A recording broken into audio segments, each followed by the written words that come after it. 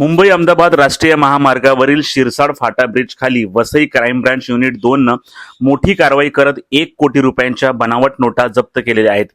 गुजरातहून मुंबईच्या दिशेने जाणाऱ्या MH48BT866 या क्रमांकाच्या कारमधून या बनावट नोटा जप्त करण्यात आल्या आहे।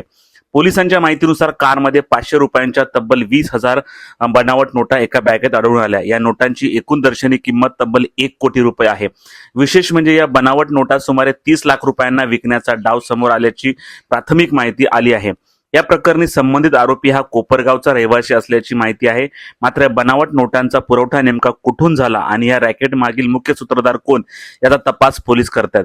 वसई क्राईम ब्रांच पथकाने कारवाई करत बनावट नोटा ताब्यात घेतल्या असून आरोपीकडून मिळालेल्या माहितीच्या आधारे या प्रकरणातील मुख्य सूत्रधारापर्यंत पोहोचण्याचा पोलीस प्रयत्न करत आहेत।